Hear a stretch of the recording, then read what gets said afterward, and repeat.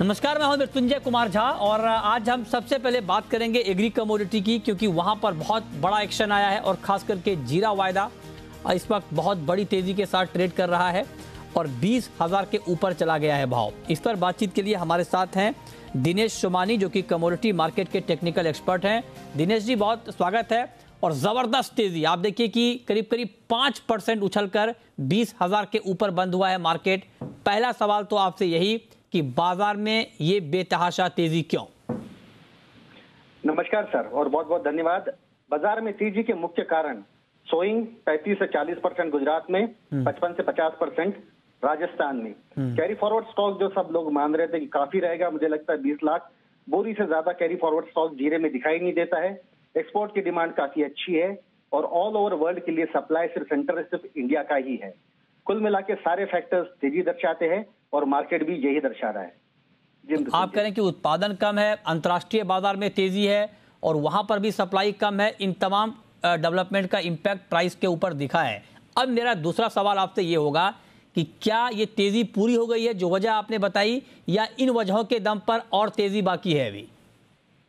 जी, volumes को मद्देनजर रखते हुए देखते सर कि आज जो वॉल्यूम है जीरे में करीब करीब मेरे हिसाब से 7,000 टन का काम है। बढ़ते वॉल्यूम और बढ़ते भाव को देखते हुए लगता है कि तेजी अभी भी बरकरार रहेगी। इसका प्रीवियस जो ऑल टाइम हाई था ये 22,340 का था। मुझे लगता है वो क्रॉस करने में से बहुत ज्यादा समय नहीं लगेगा, तो तेजी अभी भी बरकरार है और मुझे लगता है ये सीजन मसाला पैक के लिए काफी अच्छा सीजन है। तेजी बरकरार रहेगी सर। ओके, लेकिन एक बात आप ये बताएं कि ये एक तरफा तेजी ही रहेगी या मार्केट, चूंकि मैं आपसे ये इसलिए पूछ रहा हूं, जब कल मार्केट ओपन होगा तो लोगों के मन में ये सवाल होगा कि 20,000 के ऊपर खरीदें या थोड़ा करेक्शन का वेट करें। उन लोगों के लिए आपकी सलाह क्या होगी? जी बिल्कुल मृत्युंजय जी, 16,700 का स्तर पार करने के बाद ये 19,800 हो गया, मतलब 3,000 रुपए की तेजी करने के बाद इसने 800 रुपए का करेक्शन 19,000 तक का स्तर देखा है। अब यहाँ से जो मूव दोबारा 1,500 रुपए का मूव आएगा, उसके बाद 500-600 का जो करेक्शन आए, मुझे लगता है 19,400 के आसपास इसमें दोबारा खरीद का मौका ढूंढिए। बहुत बढ़ते बाजार में एग्रेसिवली बाय ना करे, बाय ऑन डिप्स की स्ट्रेटेजी ज्यादा बेहतर है। मतलब आप ये कह रहे हैं कि 20,000 के ऊपर अभी बाय मत करें, करेक्शन का वेट करें, राइट? जी बिल्कुल, हाँ मुझे लगता है 19,400 से 19,600 का रेंज का वेट करें।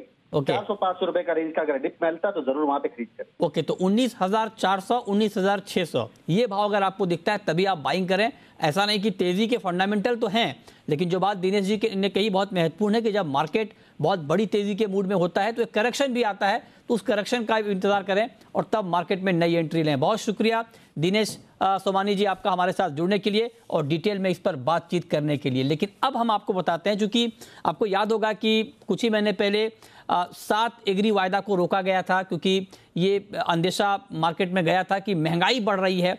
ऑयल कॉम्प्लेक्स को बंद किया गया, चने को बंद किया गया, लेकिन इसके पीछे की मंशा है क्या और एक्चुअल सरकार के मन में क्या है, इस पर हमारे संवाददाता तरुण शर्मा ने मुख्य आर्थिक सलाहकार वी अनंत नागेश्वरन से ये सवाल पूछा कि एक तरफ सरकार किसानों को अच्छा भाव दिलाना चाहती है, अच्छा मार्केट दिलाना चाहती है, और दूसरी तरफ एग्री वायदा पर बैन क्यों? तो इस सवाल का क्या जवाब है, सुनिए।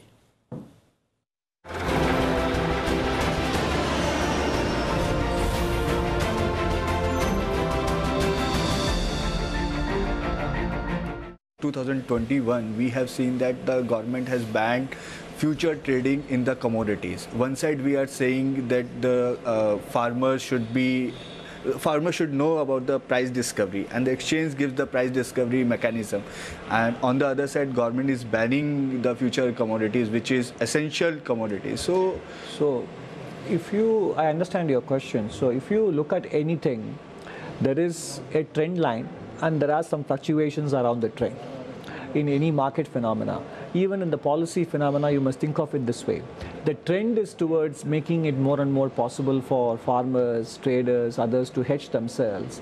But once in a while, due to some short-term exigencies, there will be some minor restrictions here and there. But by and large, the trend is towards making more instruments available to the farmers to hedge themselves. So yes, I mean, there are some occasional reversals of this, but they are mostly temporary. But the overall policy direction is in terms of providing farmers with more market opportunities to hedge themselves, and that trend is continuing.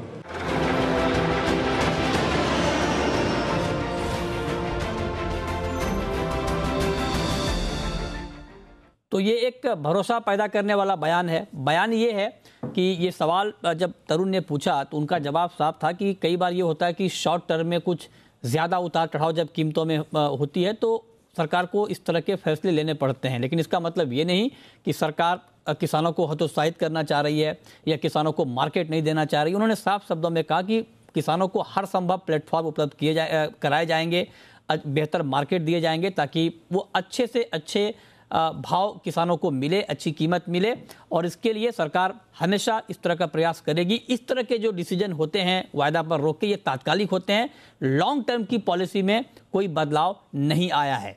तो ये एक राहत की बात है। मतलब ये कि आगे ऐसा नहीं कि वायदा बाजार को डिस्करेज किया जाएगा, वायदा बाजार को बढ़ावा मिलेगा ताकि किसानों को अच्छी कीमतें मिले और भाव की सही जानकारी मिले। चलिए आगे बढ़ते हैं, हम अब बात करते हैं क्रूड की। क्रूड में आप देखिए कि कल ओपेक का डिसीजन ये आया कि मार्च के महीने में भी रोजाना 4 लाख बैरल कच्चे तेल का उत्पादन बढ़ेगा। मतलब ये कि जो पुरानी पॉलिसी है ओपेक की वो कायम रहेगी, उसमें कोई बदलाव नहीं हुआ है। हालांकि इस फैसले के बाद कायदे से कच्चे तेल की कीमतें बढ़नी चाहिए थी, लेकिन चूंकि दाम ऑलरेडी बहुत बढ़ गए थे, 90 के ऊपर चले गए थे, तो आज भाव थोड़ा दबाव में है। तो बीरेन वकील जी, अनुज गुप्ता जी, मैं आपसे ये पूछना चाह रहा हूं कि क्या जो लोग क्रूड में अभी ट्रेड लेना चाहते हैं, क्या इस गिरावट पर, इस करेक्शन पर उनको बाइंग करनी चाहिए, या आपको लगता है कि ये गिरावट अभी और बढ़ सकती है? मृत्युंजय जी, गुड इवनिंग। देखिए, मुझे लगता है कि क्योंकि मार्केट जो है काफी हाई लेवल पर है, तो खरीदारी मुझे लगता है कि यहाँ पे रुकना चाहिए। मार्केट ऑलरेडी रेजिस्टेंस लेवल पर है, तो खरीदारी के लिए मुझे लगता है कि अभी रुकना चाहिए। यहाँ पर हम सेस करेंगे कि आप बिकवाली का ट्रेड बना सकते हैं करीबन 6560 में। स्टॉप लॉस रहेगा 6640 का, टारगेट 6450 तक हो सकता है। हमारा मानना है कि हायर लेवल्स पर अभी मार्केट ट्रेड कर रहा है, तो यहाँ पे जो सेलिंग प्रेशर है वो ज्यादा देखने को मिल सकता है। और हम देख भी रहे हैं कल इवनिंग से एक सेलिंग प्रेशर यहाँ पर आता हुआ दिखाई दिया, और मॉर्निंग से भी मार्केट एक अंडरटोन चल रहा है। तो मुझे लगता है कि यहाँ पर मार्केट में बिकवाली का ट्रेड ले सकते हैं। हालांकि खरीदारी अगर करनी है तो थोड़ा वेट करें, नीचे भाव अगर 6300 के आसपास मिले, अगर हम इंटरनेशनल मार्केट की बात करें तो अगर भाव नीचे $85 या $83 के आसपास मिलते हैं ब्रेंट के, तो वहां खरीदारी का ट्रेड बना सकते हैं। अभी फिलहाल करंट एज पर द करंट रेट मुझे लगता है कि बिकवाली का ट्रेड ज्यादा अच्छा रहेगा। ओके, तो आप कह रहे हैं कि अभी कच्चे तेल में बिकवाली करनी चाहिए। तपन पटेल जी, आप जरा बताएं कि जो लोग पोजिशनल ट्रेड लेना चाहते हैं, अगले कुछ दिनों के लिए ट्रेड लेना चाहते हैं, इंट्राडे के लिए नहीं, उनके लिए कच्चे तेल के मार्केट में इस वक्त क्या है?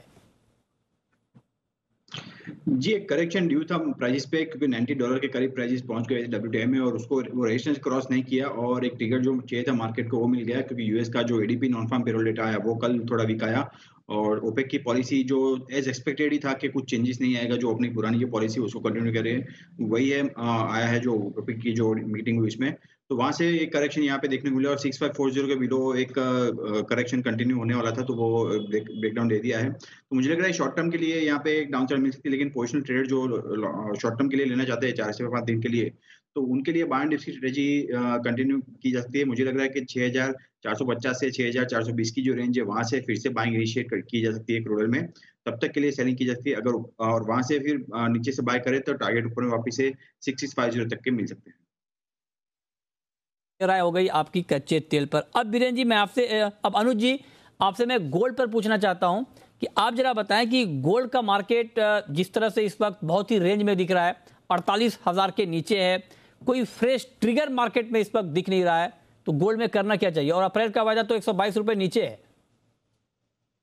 मृत्युंजय जी, मुझे लगता है कि जब एक मार्केट इस रेंज में रहता है तो हम सपोर्ट रेजिस्टेंस लेवल के बीच ट्रेड कर सकते हैं।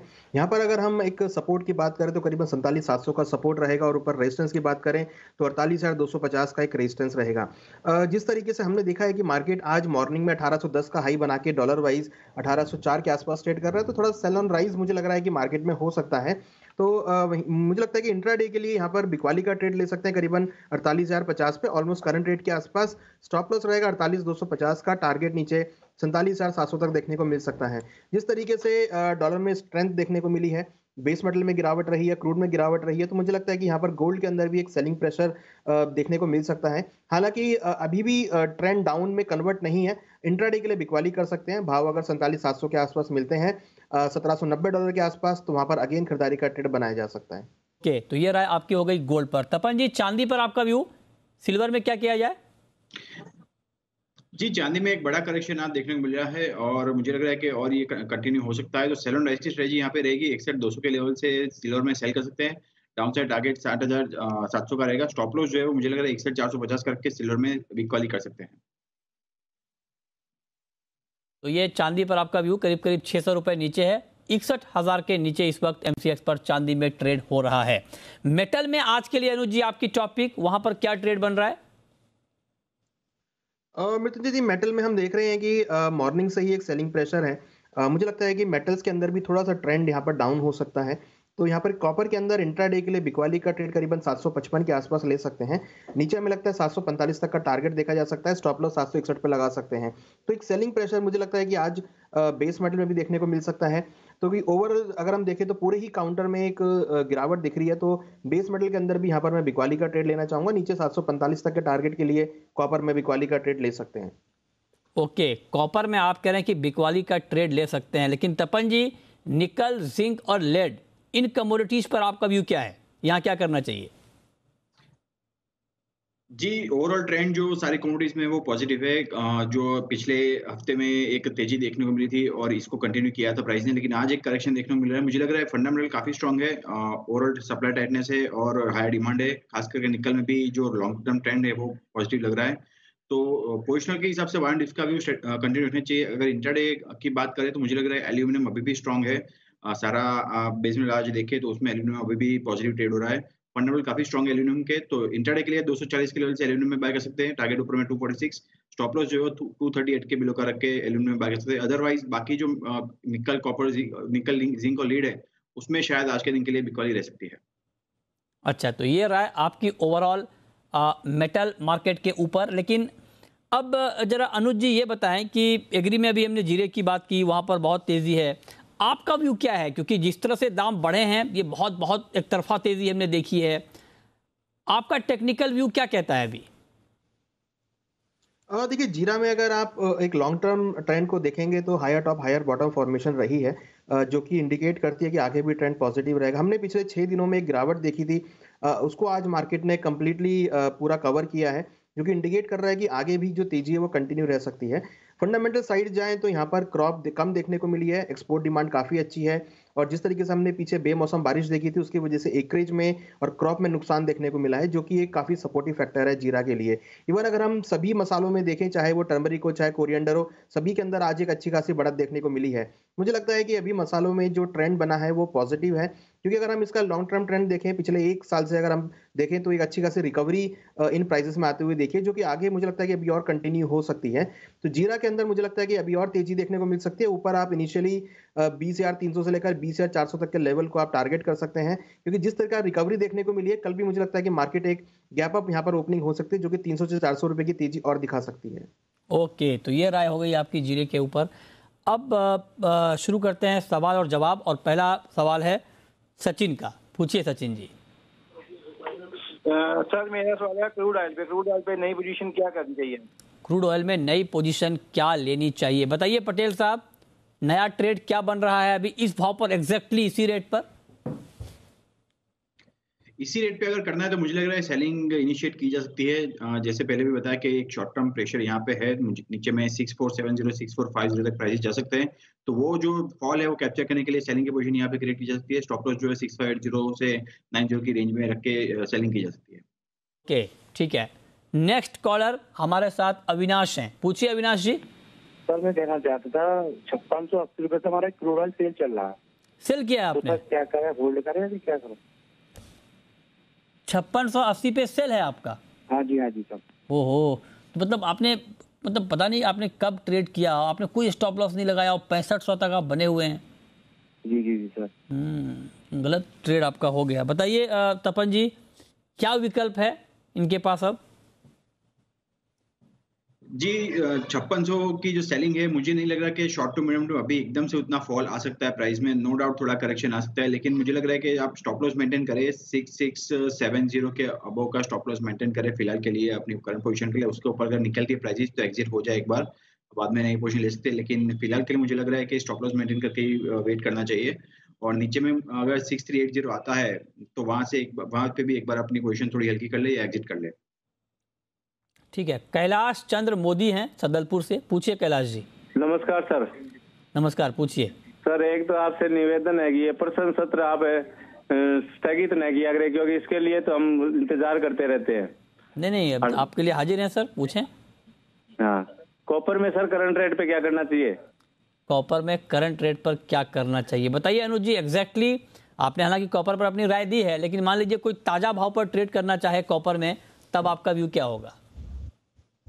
देखिए अभी 753 के आसपास रेट चल रहा है। मुझे लगता है कि बिकवाली का ट्रेड यहाँ पे लेना चाहिए, क्योंकि मुझे लगता है कि मार्केट एक टॉप आउट होता हुआ दिखाई दिया है और यहाँ पर एक सेलिंग प्रेशर आ सकता है।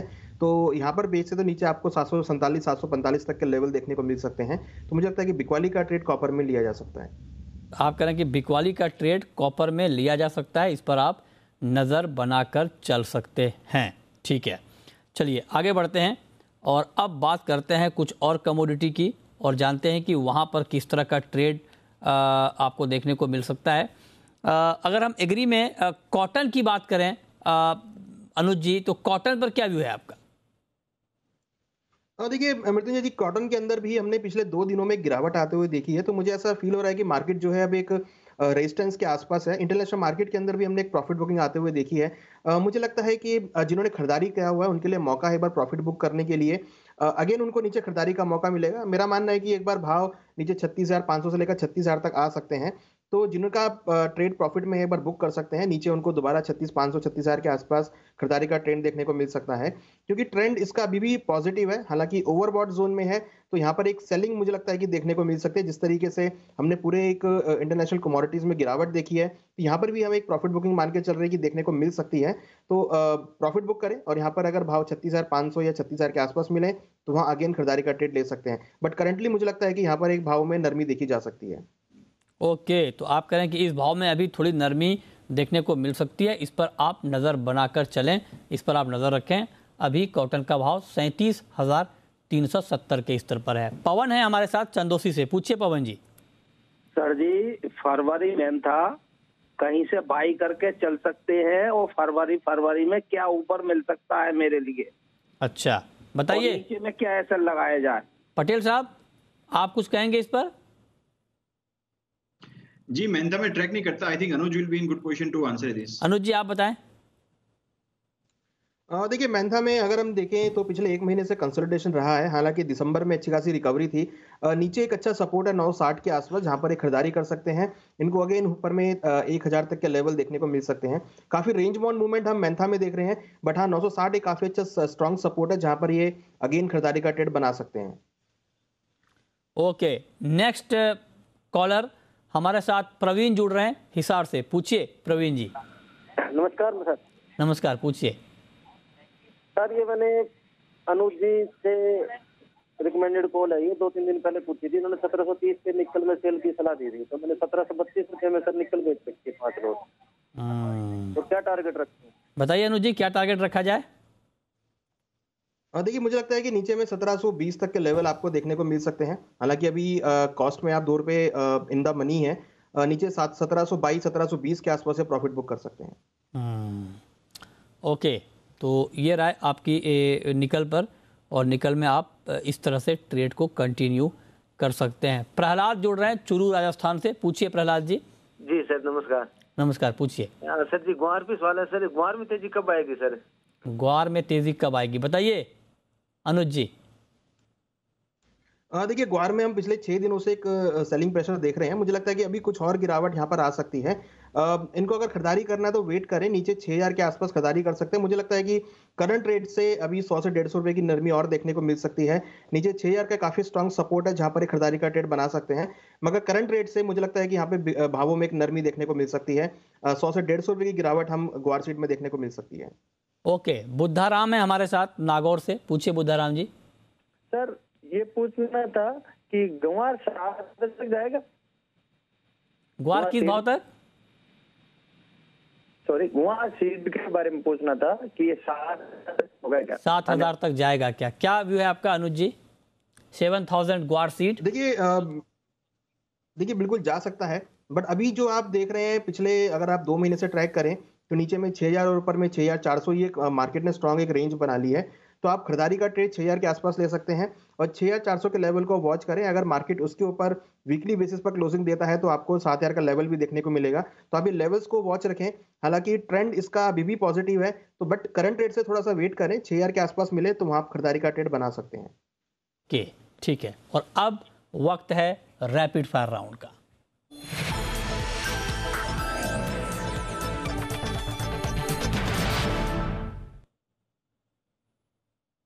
अनुज जी, आपकी पहली रैपिड फायर कॉल। हमारी कॉल कॉपर में रहेगी। कॉपर में बिकवाली का ट्रेड ले सकते हैं, नीचे 745 तक टारगेट देखने को मिल सकता है। आपकी कॉल तपन जी। जी नेचुरल इसमें सेलिंग का ट्रेड ले सकते हैं, डाउन साइड सपोर्ट 378 रहेगा, 389 के लेवल से ही सेल कर सकते हैं। आपकी आखिरी कॉल अनुज जी। हमारी कॉल क्रूड में रहेगी, बिकवाली की सलाह रहेगी, नीचे टारगेट करीबन 6450 तक देखने को मिल सकता है। चलिए, बहुत शुक्रिया अनुज जी आपका, तपन जी आपका जुड़ने के लिए, बताने के लिए कहां पर कमाई के मौके बनेंगे।